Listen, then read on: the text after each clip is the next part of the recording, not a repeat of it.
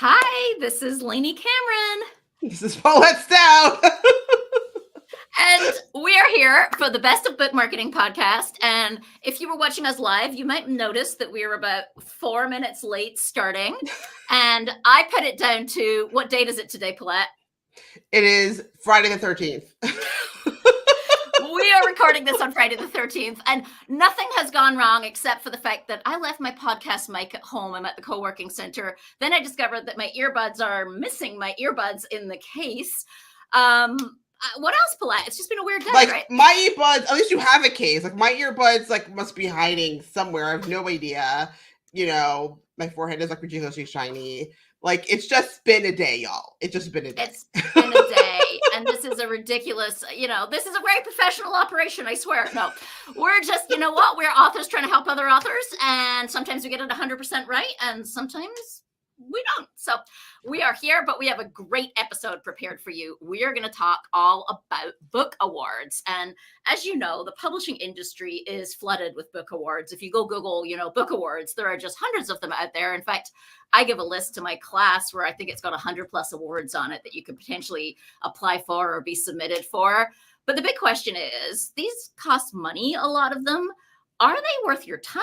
Are they worth your money? So this whole episode, we're going to dive into the world of book awards, discuss our personal strategies, Paulette and myself, and help you decide kind of what are the pros, the cons, is it worth it to do book awards? That's our goal for the episode. Anything to add, Paulette? No, I think that covers beyond our daily tragedies today. Yes, for sure. So let's jump in. Let's do a personal update. Personal updates. Yes. So personal updates. I am deep into edits in my next novel, What We Give Away. I'm like 98% there on the cover, and it is phenomenal. So thank you to my amazing cover designer, Rena Violet. So that's out in February, but it's going to the editor in a couple weeks, and I just sent it off to another sensitivity reader expert who has experience in commercial kitchens and restaurant kitchens and things, because my main character is a chef, so want to get those details right. Don't want any eye rolls, reader eye rolls. So that's going on. I'm starting to think, do some book club research, some influencer outreach, and all that kind of stuff. And I just wanted to give one little quick tip of things, because obviously I get lots of author newsletters too. I think we all do. We sign up, we support each other. And I see a lot of people sending out weekly newsletters. So I just wanted to, I would encourage people, look at your data, see if it's responding, if your people are engaging, and if it feels good. Stay with that frequency. If not, you might want to dial it back, because I know there's very few newsletters I want to get every week. So you might be making some extra work for yourself. So that was just like a little bit of a thought I had as I've been seeing, my newsletters come in weekly. All of a sudden seems to be very popular. And what a great topic for a future episode. I think we're going to have to do one on newsletters, because I was at the Women's Fiction Writers Conference last week, and I was telling people, your newsletter is your best marketing tactic. Of all the things that you could do, your newsletter is the one. But yeah, weekly, I get really annoyed if people send things, even more frequent than weekly. But it also depends on the type of content to me. Like, if it's more of a I'll give you an example. Charlotte June, who co-hosts the writer support group with me, she does Charlotte June's Lagoon, and she's writing things that are very topical. So for example, she just did one all about the debate, and she released it the day after the debate. It's hysterical. I'll put the link in the show notes, because it's really funny. And it was like the 4 things that she thinks we should ask for. And one is like the eradication of all mosquitoes. I was like, yeah, I'm done with that plan. Like, what should the politicians really be working on? It's very tongue in cheek, but she sometimes does more than once a week, but they're incredibly topical, and they're more like essays, and they're on Substack. And I think a Substack, which is more like a blog format, can support more frequently than once a week, or even once a week. But most author newsletters don't need to come once a week. They can come once every 2 weeks, once a month. I completely agree. Right. And I think that it's all about the data. Look at what you're seeing. If you're seeing that not a lot of people are opening or clicking, or not as many as you'd like, you can reassess, is this working for me? And it's all about what works for you. So don't ever tune into this show. We will not ever tell you the way. There isn't one the way for anything. But in terms of newsletter frequency, just kind of do it for a while and then assess what's working. So, And Lainey, your updates too, huh? yeah, and Gail Priest has joined us live on the YouTube channel, and Gail agrees. She doesn't want to Yes. receive newsletters every single week either. We're all together on this one. So, Yeah, hi, for Gail. sure. Okay, so my update, personal update. So last you saw me, I was in Copenhagen. I had some guitars on the wall behind me. I was in this really cool apartment in Copenhagen. And I continued my trip through Scandinavia. It was wonderful. All of August, we kind of trained across multiple locations, Stockholm and then Bergen. It was wonderful. And I got to keep writing as I went, which was really nice. I was really happy with that. Got like another 10,000 words through of the revisions of the version I'm working on.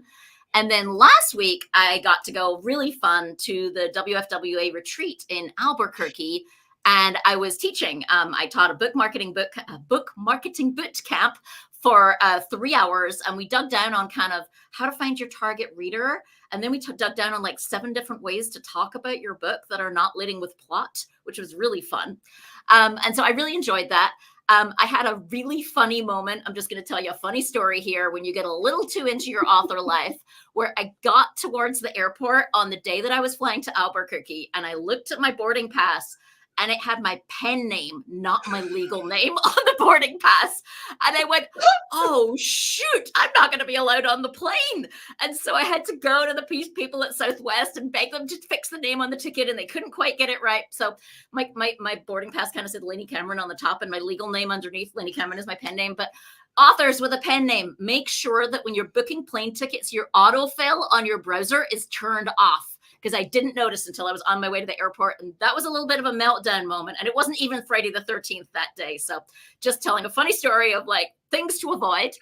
And I did make the decision. I'll wrap up my personal update here by saying I made the decision that I'm not going to run my 12 weeks to book launch success class probably until the new year. I was debating last month.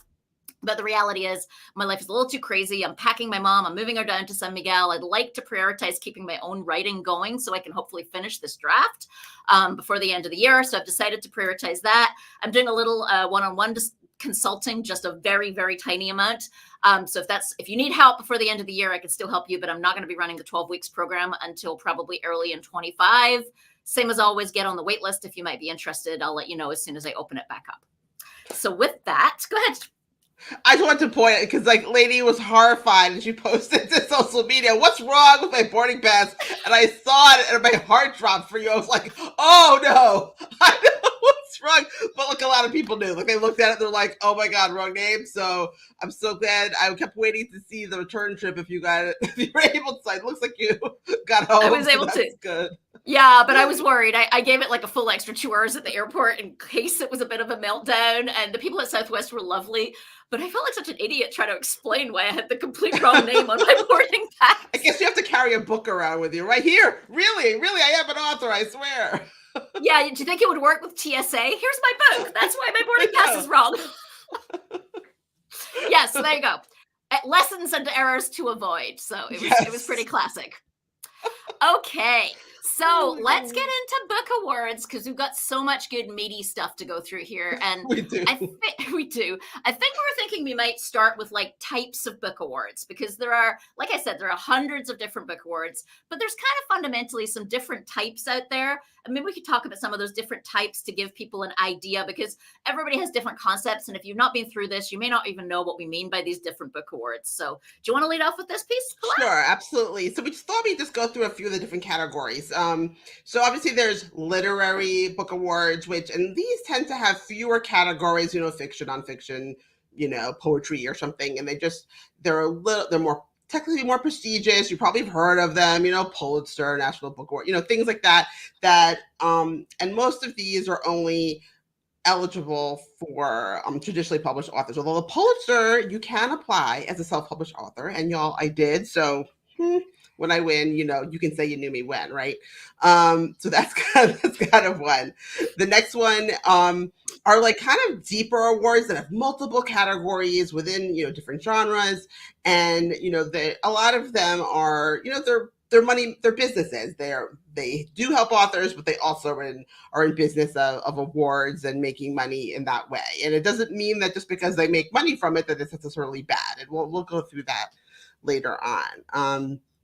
There's also genre specific awards. So you have the Hugo, you have the Killer, there's different genres for nonfiction and fiction and horror and children's and things. So, some book awards really narrow down the types of literature that they are reviewing. So those are two. Do you want to pop in with some more of the categories, Lainey? Sure. So then you've got, so in addition to the genre specific, so for example, under genre specific, WFWA Women's Fiction Writers has one called the Star Award for published women's fiction authors, and it has a debut category and another category, a general category. And like you have to be women's fiction, and they have to deem your book to be women's fiction. And often those membership organizations have an advantage to being a member, or some of them are even only open to members, is one of the things that you see. So in that case, I think that example, it's like it's open first to members and later, but a lot of them, like there's some membership criteria around them.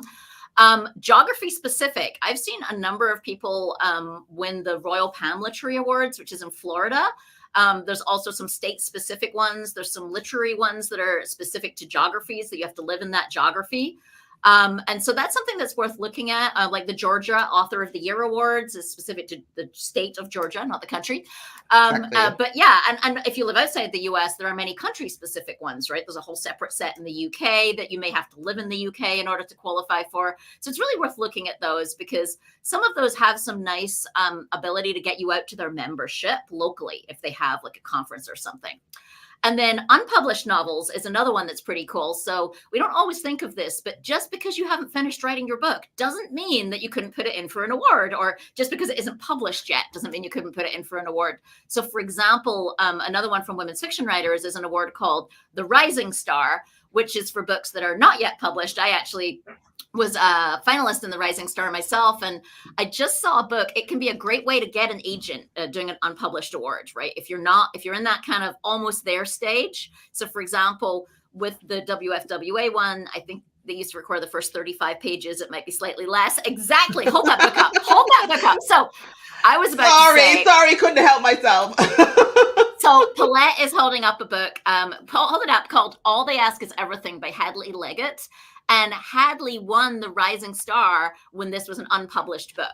And that's a great example of, I believe, winning the Rising Star helped her in her search for an agent. She then got an agent. She then got published by Lake Union. And that book just came out, and Paulette and I both read it, and it's absolutely fabulous. It's all about fabulous. It's all about motherhood, 3 different people trying to do the right thing for 2 little girls who are up in the adoption kind of foster care system, or the foster care system. It's a beautiful example of pitting characters against each other while showing the good in every character. Really fabulous book, and such a great fun read. So there you go. Show me one more time, Paulette. Sure. There. All They Ask Is Everything. Yeah, and it was really it's a great cover. It's turquoise with yellow writing. It's got a picture of a glass of milk that is shattered and spilling. So it's a great metaphor for motherhood of all different kinds, and people who even don't have children who still care about children. So it's a really beautiful story, and all the attention it's getting is well deserved. So definitely check that out if you are in the market for a new book. So there you go. Great example of an unpublished award and how it can kind of propel your career. And now the book is published. And then last things we had is kind of audio awards. There are kind of format specific awards for audiobooks, like the Audies, however you say, are probably the best example of that. AUDIES. Audies, I guess. Anyway. That one.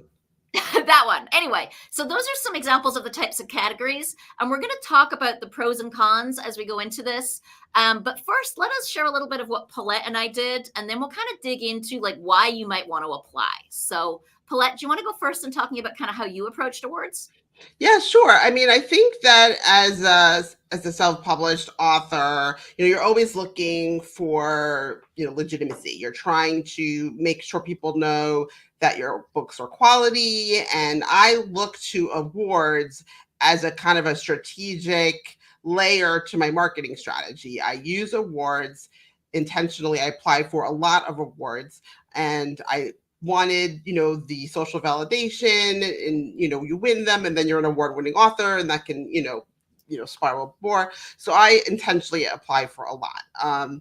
So far, across my 3 novels, I've won 17 awards. Some are wins and some are finals. And all of those are for writing, primarily in women's fiction category. I have won a few romance, multiple cultural romance categories, and one cover design category. So those are them. And I think my National Indie Excellence Award win for women's fiction, I think I'm pretty proud of that one when you're thinking of which ones are proud. That one means a lot to me. And I think that in that one, definitely when I posted that on social media, it got a lot of, you go girls and stuff, because I know we're all vying for the same category. So that one meant a lot. How about you? Was that last year? Was that 23? That was this year, 24. This year, 24. So I was just 24. looking at my list because I also won it in the women's fiction category, the exact same award, the National Indie Excellence, in 21. So 2 years before that. Yes. So 3 years. So because you won 21, I won 24. 21. Yeah, sorry, I can't count. It is Friday the 13th, well. Exactly. We haven't said that enough. So yeah, very similar for me. So I've only got the one book in the world. It's called The Exit Strategy. It came out in 2020. And I think I applied for like 16 or 17 awards as the book came out, thinking that I was new at this, okay? Thinking that I might win 2. And it would be really nice to say that the book won 2 awards. And the thing won 15 awards, which just blew my mind. I can't even explain it. Obviously, it's not a garbage book, but I was really proud of that book. It did go on to win 15 awards. One was last year. It was a legacy award, which means an award that you can go apply for many years after the book is out. And that particular one was the Hawthorne Prize for Fiction. And it made it to the finalists in that. And I was pretty proud of that, actually, because it wasn't specific to women's fiction. It was like all fiction. And right. they were accepting books from 5 years back, I think. So it was like all books from up to 5 years ago could have been qualified for that. And so I was pretty proud of that one to make the finalist in that one.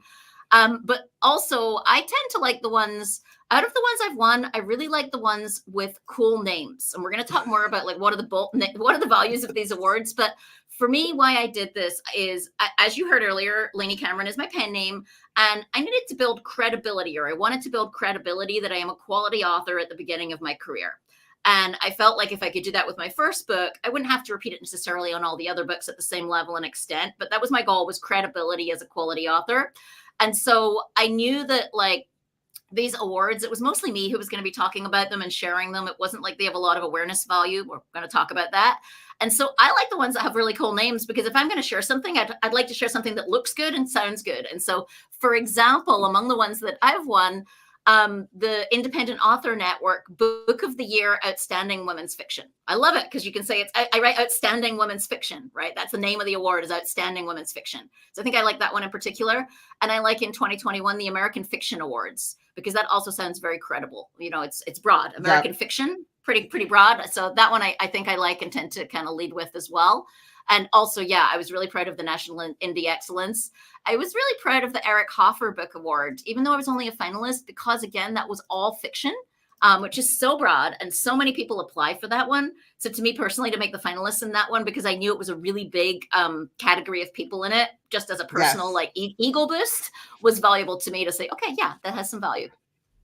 No, and it's great. And I don't have Lainey's book to hang up, to hold up, because I read ebooks a lot, but it really was a phenomenal read. It was just quality work. Lainey writes amazing books. So Beth is lovely. Beth Cox is on, and Beth says, Lainey, you are the award queen. I'll take it. Yes. I'll take it. I'll be the queen of anything. So let's go. Let's keep going. So why apply? So like you said, it's, for me, it was part of my strategy, and also for the platform building piece of it. And it was, for me, it was one of those things when, especially when you're kind of newer to a writer and you haven't established, your author platform, and people don't know who you are. There are so many books out there right now, and people don't know which to choose. So I think that it is a way to kind of set your book apart from others that they might be considering, and when they're making their purchasing decision. If one has won a whole bunch of awards and people seem to like it, and another one, you're not sure, that can kind of potentially tilt the sale in your favor. Another piece of me is that, I write like slower. I know Lainey laughs at me, but I do about a book a year, and for me, there's a lot of space in between the releases, and you kind of need stuff to talk about. So for me, I like to stagger the award cycles of the different ones I apply for. Not that like I win every one, although I win a lot. Is like, so you have something to talk about when the awards news comes out, you have a nice little drabble of information to kind of keep you front and center, to talk to your newsletter list, to remind readers of your books. If you have a backlist, kind of just is a nice little social media touch point for me, for that. How about you, Lainey? Yeah, I mean, I kind of covered it that for me, it was social proof. So I talked to my marketing class about the idea that think about when someone goes to your Amazon page. And yes, they're going to see your book description, but what else is going to provide social proof and really communicate the experience of reading the book? And you can do that with author endorsements. Obviously, reviews do that. But book awards are another way to do that, right? To show that it's going to be a quality experience or the type of book, or to validate that it's a great read in women's fiction or a particular category. So that's another good way to do it. I think it really belongs right there on your Amazon page. I changed the first few lines of my book description that it leads with the awards that the book has won. And that's a pretty common thing to do before it goes into the plot and the book description. And so I kind of use it that way on my Amazon page as a way to give social proof to help people feel confident if they buy that book that it's going to be a good read and going to be a fit for them. So that's a good way to do it. And yeah, these legacy awards, so awards that allow multiple years back, are also a nice way, if you can win one of those, to keep the news going, like you say, on the book, right? I was able to share that news this year in 24 for a book that came out in 2020. So yeah. Right. And then I think, so if you're interested in kind of seeing some different approaches to how we leverage awards on our Amazon pages, then, or on our websites, like pop over, look for the exit strategy on Amazon. You can look for What Eyes Can't See, my latest book. And I use the award wins in my A+ content. And those are the images that appear on your landing page of your individual books. And I recently redid them to kind of highlight the awards and the graphics and the testimonials in a new way. So if you're looking for some ideas, you can check out my page and peek and see how I kind of use the graphic to leverage the award wins. I love that. And it's a good example of, like, I don't have control of my A+ content right now because I'm with a small publisher. But when I get my rights back, which will be soon, next year, actually, my contract is 5 years and I can request my rights back. So when I get my rights back, that's an example of something I should do, is really leverage those awards and create some A+ content. Good idea. Yes, for sure. Okay. So, benefits. Why would you do book awards? So we talked about why we did it, right? It was really the credibility, the social proof, the social validation. I think, the challenge with that is you have to use it, right? One of the things I want people to understand in general about awards is, except for that first category of like the Booker, the Women's Prize for Fiction, what else is in that? The Pulitzer. Yes. Except for that first category, the National Book Award, except for those, there's like 5 of them. Most awards have no awareness value. And I say that very generally, covering almost every award except for the ones that I just named. I mean, maybe some of the really literary ones kind of have some niche awareness value in their community, but in general, most of these awards, so whether you're talking about, if I just look at some of the ones that I won, the IPPY, Independent Publisher Book Awards, or Chanticleer, or Reader's Favorite, or Top Shelf Book Awards, or American Fiction Awards, or Independent Author Network, or the Hawthorne Prize for Fiction, or the Eric Hoffer, none of those have any awareness value. Nobody is going to see it unless you share it. And I just want to kind of reinforce that point, because I think people think awareness is a reason to do book awards. And in general, I tell my class, like, these don't really have awareness value by themselves. But what do you think, Paulette? 100%. I mean, I think that, and they're fun to kind of, you can boast about it within the author circles, like you won awards and you can support each other.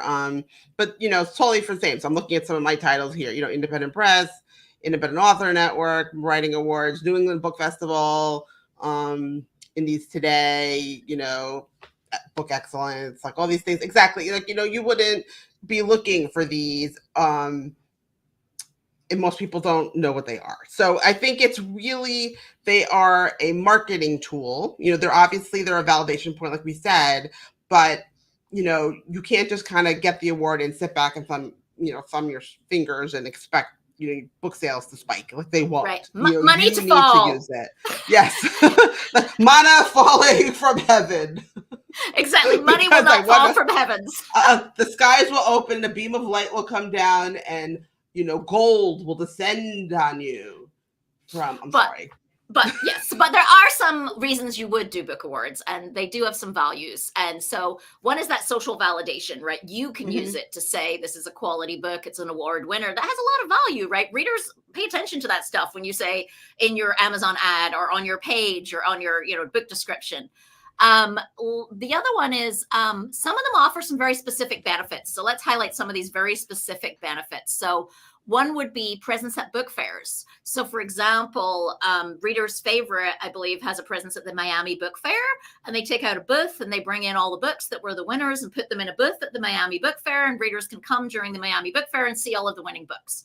That's kind of nice. I don't know if it truly shifts sales, but it's a nice upside benefit. Right. There's one of the awards that actually puts you on a billboard in Times Square. It is very temporary, right? But you can go there and take a photo during the day that it's up. Again, it's not going to make any difference. Nobody is walking by the billboard going, ooh, let me buy that book. But goodness, you can go there. You can take a photo with your book. You can have a friend take a photo of your billboard on Times Square.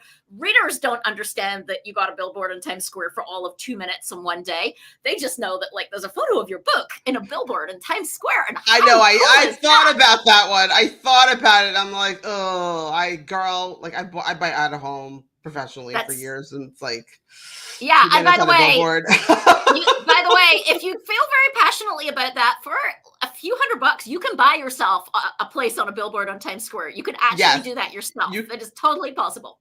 Yes. That's a whole nother. We probably have an episode because I have thought about doing display advertising. Anyway, it's another episode. Anyway, but that particular one that does the billboard is called the Book Fest Awards. For what it's worth, if anyone gets excited by that. Some of them offer like free classes. So like I think Book Excellence Award offers like free book marketing classes, online book marketing classes. Judge whether you think that stuff's really valuable to you or not. It wasn't to me, but I almost didn't apply for Book Excellence just because the few times I did, and I won once for something, and it was like they are a very aggressive marketing organization. So. Yeah. And I think I haven't applied in like 2 years, and like I still get emails like almost like weekly from them for something. So they're aggressive. And so just know that some of the awards committees are, they kind of handle their business differently. Right. And some of them have award ceremonies. And this is kind of like, it depends on you. For some people, this is like their worst nightmare, and the last thing they want to go to is an award ceremony, and you have to spend money to go. For other people, and I put myself in this category, it's pretty damn validating to walk to the front of a room and pick up an award and go like, wow, I've come somewhere from where I started, right? You went from writing a first draft of a book to getting given an award on a stage. So some of them do actually have physical award ceremonies, which I think is pretty cool. I think IPPY, the Independent Publisher Book Awards, is in that category. Yeah. Unfortunately, I was COVID year, so they didn't do it that year. But I think that one does it. And WFWA does an award ceremony for their Star Awards. A lot of the association ones, like the Thriller Writers Association, etc., for their awards. Sure RWA, I'm sure, does for their winners and things too. Yeah, exactly. So that can be a neat benefit, right? Yeah, but I think one of the big things to remember about book awards is like they're not going to sell books, but they can help you sell you as an author. So I think that's if you can feel comfortable with that, then and go in with an open mind, I think that's a good way to think about it. Yeah, and Beth commented on the live stream here that it must be personally thrilling to win an award. And I think so, yes. Like don't underestimate the last item we had on our list of some of the cool benefits is the morale boost, right? Like being able to know that you've come so far and that, a jury actually chose this as one of the most, whatever criteria, valuable winning books in the genre is pretty neat.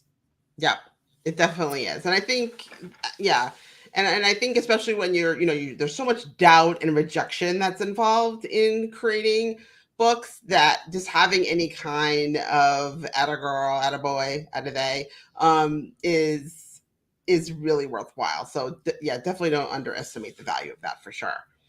That is true. And we wanted to say a couple of words about we're going to put some articles, some links on the website. So you can go to the episode page at bestofbookmarketing.com. And we're going to put 3 or 4 articles that actually list awards that you might want to consider. So there's whole big long lists of awards that you're able to look at there. I think there's 4 different articles with lists of awards that we're going to put up there for you. So if you're kind of wondering, like, what are some of these awards that Lainey and Paulette are talking about? They're all in some of those lists.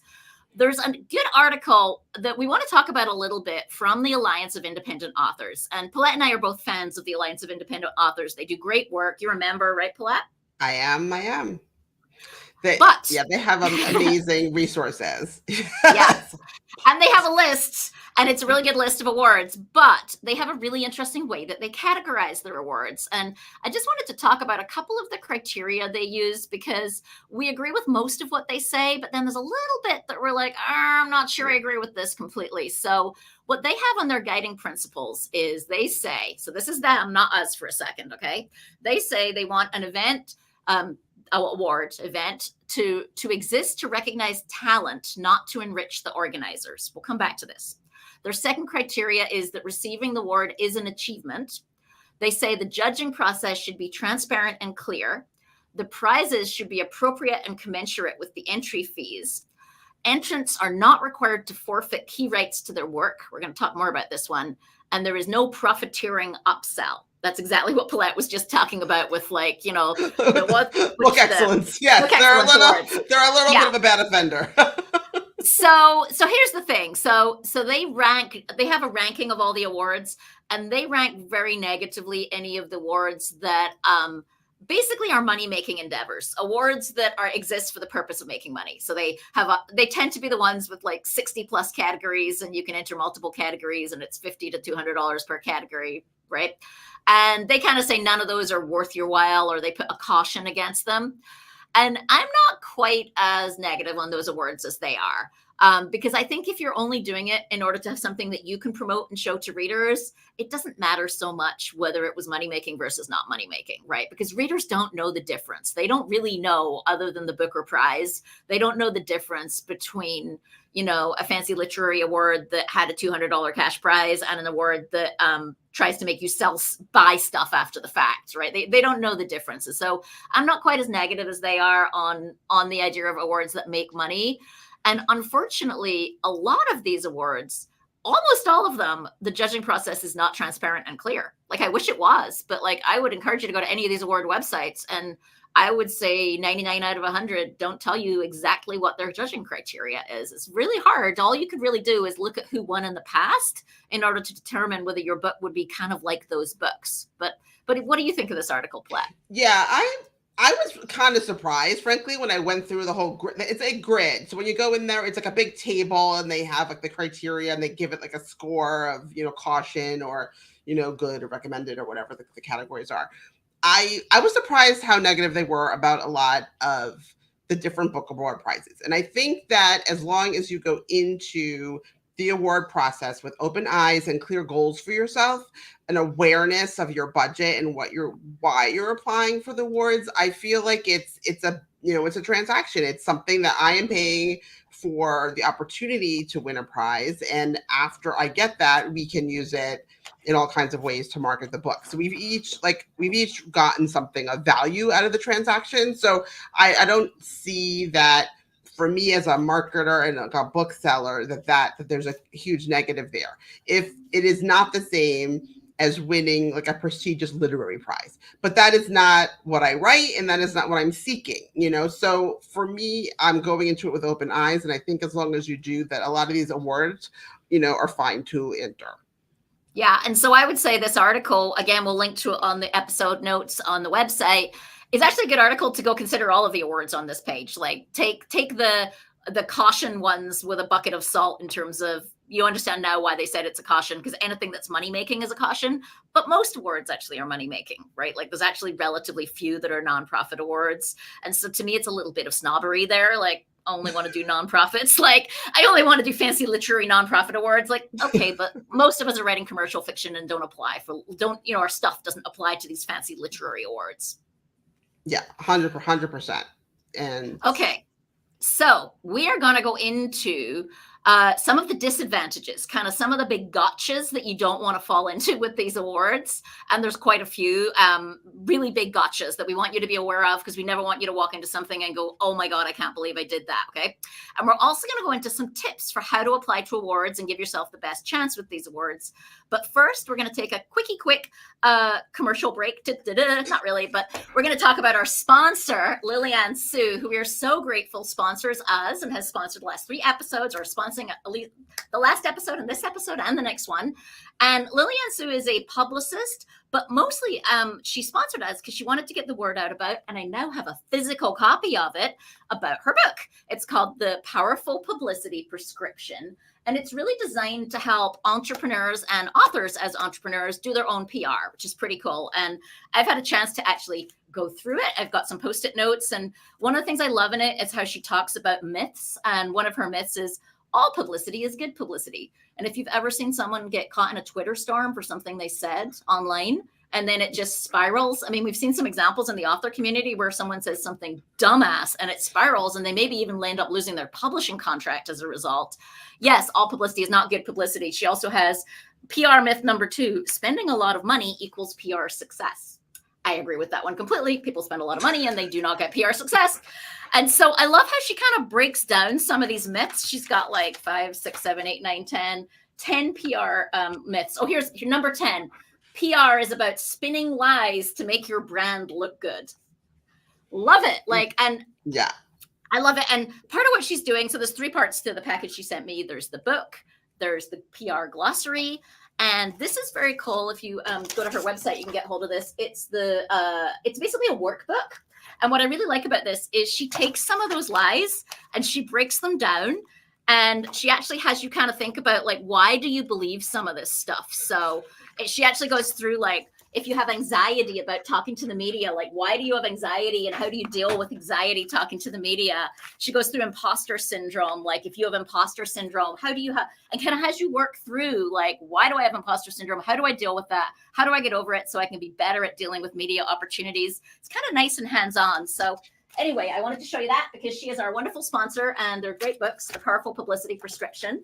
And again, we'll put the link on the show notes, but I'm really enjoying the workbook and going through it now I have it. So yeah, and I think that a lot of people think that, they either have to hire a publicist or they don't get to do PR. And I think that, using the resources that Lainey is providing is kind of that nice in between level where you can DIY your PR and choose what you're comfortable with, choose on a timeline, and, manage it yourself. So definitely encourage you to check those out. And that's one of the other things I like about what Lillian does is she does consulting to help authors. So as opposed to saying the only way to work with me is to hire me as a publicist for a massive package, she'll actually do one-on-one consulting to get you on the pieces you need help with. And then you can DIY the rest if you want, which I like, because not a lot of publicists are willing to do that. Mostly it's an all or nothing. Either you buy the massive expensive package or you don't work with me. And she's not like that. It's one of the reasons I think she's a nice fit for authors who are kind of just dipping their toe in. For sure. Great. So I think we're going to go into our next topic now, which is the disadvantages of book awards. So just for starters, there's no getting around. There's a cost. There's a cost involved because you need to pay for entry. There's a cost for the fees, there's a cost for the books, there's a cost for the postage if you're mailing paper books. So all of those kind of are wrapped up in the cost. So when you're thinking about applying for book awards and they require hard copies of your book, you need to be able to factor in not only the fee, but the shipping and the postage as well. Yeah, for me, especially because I was in Mexico when I was applying for awards, and the concept of trying to ship books like around to US awards, I just didn't do the ones that required physical copies. And, it's a lot because the cost, like you say, can be anywhere from $60 to $200. Most of them range in the $100 to $150 from what I've seen, but there's some as low as $30, and kind of the high end ones are $200. Most of them were around the $60 to $100. Yeah, I think between like $65 and $95, there's like probably a lot of them in that category. Mm-hmm. But then if you're shipping physical copies, my physical copies cost me, $16 a book if I'm getting a big print run from my small publisher, more than if you were indie. And then I got to put the shipping on top. So we're looking at more than $20 per book, times some of these require 4 or 5 books. So you've doubled the entry cost in buying books, right? Like you had $100 entry cost, but then $100 to buy and ship books too. So for me, I just didn't do those. I chose not to do awards that require me to ship physical books around. Yeah. So the ones I've applied, they usually were one book per category. So it was kind of like you had a little bit of control over how many books, but there's definitely a cost. And there are lots where you can apply for an ebook or they don't require print books at all. So, you can definitely gravitate towards those book awards. So another disadvantage is just, the tracking and the coordination, having to know when the deadlines are, making sure that your books are in the right place at the right time and are available, and you're done and you're through if it's the new book, if you've got your proofreading and everything is done and it's ready to go at that point. Some folks have concerns with the legitimacy of the award programs. We talked about the lack of transparency about are they reading the entire book or are they reading selections, and who is reading it, and how many reviewers do you get. There a lot of times you don't know for some of the book awards. And then, the truth is, like we talked about, you're not going to sell books. You're not going to sell direct books for this at all. We actually forgot to mention one thing in the benefits, which is some of them will actually do a review as part of it. So like Reader's Choice, Reader's Favorite is one of those that they do a review, and the review is kind of what counts into their award process. And so some of them you get a review that you can share with more detailed comments about your book, which is almost like getting a blurb or an endorsement. So that can be a benefit as well. Yes, I think, that's a good one. Thanks for mentioning that. So then sometimes once you apply, you think you're done and you're waiting, but then you start getting emails and they want you to buy like add-on packages and services and PR and seals and stickers and, coming to the events. And, so there's some of those services, it can be a little high pressure. You never have to say yes to any of them. Just understand you're not required to purchase any add-ons once you've applied, but, it can be enticing, when the emails are coming and things look glossy. Yeah, those seals. So if you ever seen a book that has like a sticker on the front, that's like a gold sticker that says blah, blah, award winner, that's what we mean by the seal. And you basically order a roll of those with little silver or gold seals and put them on the front of your physical paperbacks. It makes sense if you're physically selling like at a book fair or whatever. They want to charge you up the wazoo for those little silver seals that go on the front of the book. Right. And some of them charge you for digital seals as well. I won a category, and I shouldn't be saying this out loud, but I'm just going to tell you all, like they charge for the digital seals. And I'm like, no. So that's ridiculous. Don't tell anybody. I clipped the prior year's winners off and I went on Canva and I matched the color and I put a little year change on it. And now y'all, I legitimately won the award. I was on the website. I just didn't want to pay $40 for the damn digital seal. So wait. That's what $40 for an image file. Are you kidding me? Yes. That's ridiculous. I was like, no, I will not. Like that should come for free. And it didn't. So I made my own little thing. And then some of them don't give you anything, So when I won the New England Book Festival awards, like you don't get anything. So then I had to kind of make a little image out of like the logo and the whatever. And that's kind of what I use in my promotions. But yeah, sometimes like you don't get anything or they charge you for it. And let's see, we've got, by the way, some of them do have cash awards. I mean, it's very rare, but there are a very few number that actually have cash awards. Like it's rare, but it exists. Yes. So just rounding out some of the disadvantages, because I know we want to get to the tips, is, the reach of the award, name recognition, people not knowing about it, and the whole black box under the scene judging criteria mishmash that we've touched on a few times. And a big one that I want to hit on here is rights. So, and actually we have it in the tips for applying, but let's just bring it up here, is be very careful you're not giving away any rights to your book. And if you are, make sure you do it deliberately and know what you're doing. So some of the unpublished contests are actually run by publishers, and you're giving them the right to publish your book if you enter the contest. I mean, it sounds extreme, but like read the T's and C's for God's sakes, because there's also some movie and television ones where you are giving them first right to promote your book for movie and TV rights. And just be very thoughtful about if you're giving away rights. And it sounds ridiculous, but it's in the small print. You think you're just entering a competition, and in the small print, it says that by entering, if you win, you're giving the right for them to shop your book to TV and movie producers. You want to be very careful because you're actually giving away your rights to the book there. And so be very thoughtful when you enter them that you know what you're doing there. Yeah, and I actually saw one that I was midway through applying, and then I saw, I believe it was a library, I forget the name of it, it was a library award, and I noticed that by applying, if you win, they take the library rights for that book and only get the libraries through them. And I get a lot of my income from libraries. So for me, giving that distribution up and the royalties that I would have lost significant royalties for my book if I had entered that contest, because then the distribution was impacted. So definitely look at the fine print on some of those things, because you don't want to, give up rights that you could come back to bite you later. Right, exactly. So let's go into some last section here, tips for applying. So I'll lead us off here. So make sure you get the application window right. So a lot of these have an application window that you have to apply between this period and this period. It's very common for them to have fees that go up over time. So if you get in the early window, it's one price. And if you get in, 3 months before it closes, it's a different price. Just make sure you're meeting the rules around publication dates, around publication types, around whether they take ARCs or not. Like some will take advanced review copies, ebooks of advanced review copies, and some won't. And so you don't want to go send your money in and then you get disqualified. And most of them don't give the money back in that scenario. It's your job to read the rules.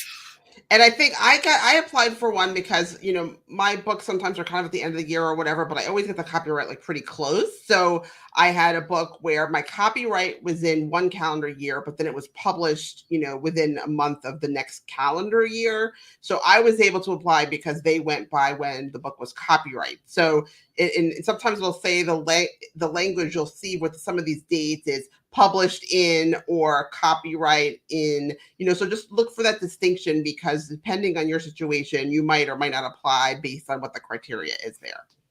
Exactly. So definitely pub date is a key thing. And, even like some of the ones I'm really familiar with, like the Women's Fiction Writers Awards, the published ones, it definitely applies to a certain year, and you need to be in that year that they're specifying. And you don't want to like apply, you were January 2nd, but it had to be by December 31st, for example, with any of these awards. Yeah, for sure. The next thing we wrote here is check the quality of the past year's winners. And I like this because the way I think about it is like, do you want to be with this group of books? If you put this group of books with your cover in the middle, let's assume it's a similar quality this year as last year, would you be embarrassed to say that your book is like these other books? Yes, don't apply for an award if winning will disappoint you. So like if you apply for an award and you're like, oh crap, I won, that's probably what you can skip. I'm sorry, I'm being a little silly. Yes. No, but it's true. Like there were certain awards that I looked at, and I looked at the books that won the previous year, and I was like, ooh, I would not want to be in the company of those books. Like I wouldn't want mine to be put on a slide, on a page next to those books. They just weren't of the quality that I would want to be compared to my own work, right? Sometimes, unfortunately, covers matter a lot. So sometimes it's just the cover looks like garbage. We've talked a little bit about covers in the past, and the cover says low quality, and I wouldn't want to be on the same page with books that have that kind of cover. So just do look at the previous years. It does matter. Look at the category fit is really important. And sometimes your book fits in a weird niche category, but it's actually really good because it's easier to win. And so what I mean by that is some of these awards, I think I had one that was in a category around like feminist books or something. And like, it was interesting because it was like fiction and nonfiction together. It wasn't even novels. It was just a category that you could put any book, fiction or nonfiction, in, but it was a perfect fit for my book, which is very feminist. And so sometimes like look at the categories.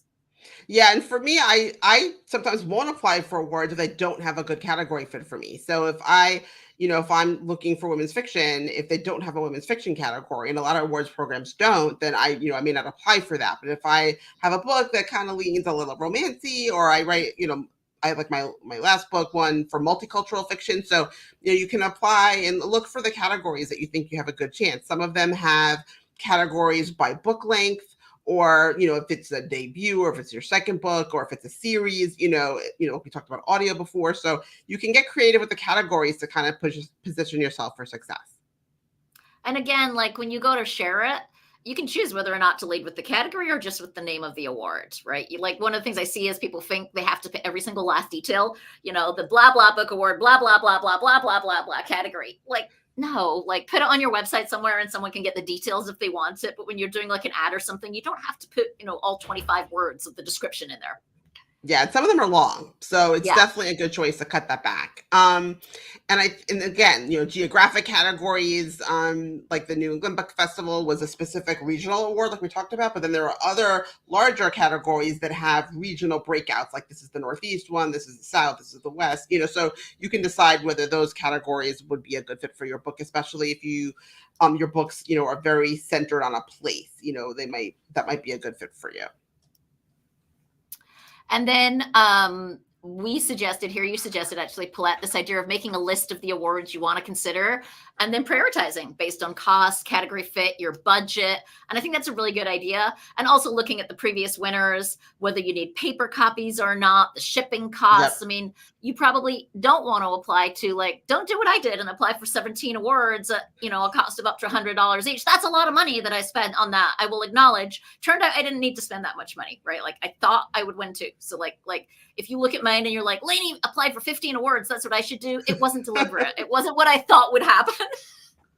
Yeah, and I think, and then also as you grow your platform over the years, you can feel like, okay, do I really need to apply for this category every year to this award? So you can kind of tailor it back. So I'm definitely applying for fewer awards, in this next book cycle than I have in the past. I'm just picking a few that I feel are a good fit because, at some point it just becomes stupid, that you've won an award. You don't have to keep applying. You can save that money and put it somewhere else within your marketing strategy. So, and part of that is also looking at the different types of awards. It's kind of like when you look at, influencers to approach. You want to approach someone with a really big following, some medium following, small following. So you can do the same approach with your book awards and look at some that are really competitive and prestigious, and some that are, a little more affordable, and some, maybe are a little bit, more within likelihood that you could place in that kind of an award, and just apply for a mix, so then you have a range of award wins if they should work out for you. Exactly. I think that makes a lot of sense. And also just have some fun with it at the end of the day. Like, don't take it too personally. This is not like, most of us don't even know it's a black box behind the covers on why one book won versus another. Like, throw it out there and let it go. And if it comes back one day, you'll be so excited. And I had that happen a number of times for me, where people were messaging me saying, congratulations. And I was saying, what for? And it turned out, right? I applied for the award a year ago or 9 months ago. I've forgotten all about it. I let it go. I just, when I put these things out there, I let them go. I don't even note down the date it's coming in. I'll find it out. And then eventually someone comes back to me and says, by the way, and I'm like, oh, I forgot all about it. So don't hold on to it really strongly emotionally, because it's not the number one predictor of your success or your worth or any of those things. We could say that about a lot of things in book marketing, but my advice is just put it out there, choose thoughtfully, and then just let it go into the universe. Yes. I mean, I do have a spreadsheet that I keep them in, and I write down the categories and I keep the links, because like Lainey says, you forget sometimes, and sometimes they don't notify you. Some that just have a date where they'll announce it and you have to go look for it. So I usually put links to the award programs into this little spreadsheet, so at least I'll remember, where do I have to go, and go back and look, and I keep track of the categories I applied, I keep track of the costs, and sometimes the early bird periods, and just to try to make it more affordable. And then at some point later, when you remember, you can kind of go back and check. Right. So. Exactly. I have a spreadsheet too, but I don't look at it every week. I just put it there, and eventually I'll go back and look. And so I have it all there, but more often than not, someone else is the one who's been telling me when I've won an award, and it's kind of nice. Yes. Well, okay. That was a lot. Hopefully everybody found it helpful. You can go to our website. This episode, we have a lot of resources. So, because there's a lot to know about book awards, there's lots of them to apply for. We try to be as transparent as possible about the good and the bad, and then let you decide for yourself around some of those things. So definitely go to bestofbookmarketing.com and check out those resources. And if you have any other resources that we missed, if you have a favorite place that you go for a list of awards and you want us to add, just let us know. We'll happily add extra resources to that page. And thanks for taking the time to join us and to listen to us. Thank you. Till next time. Take care.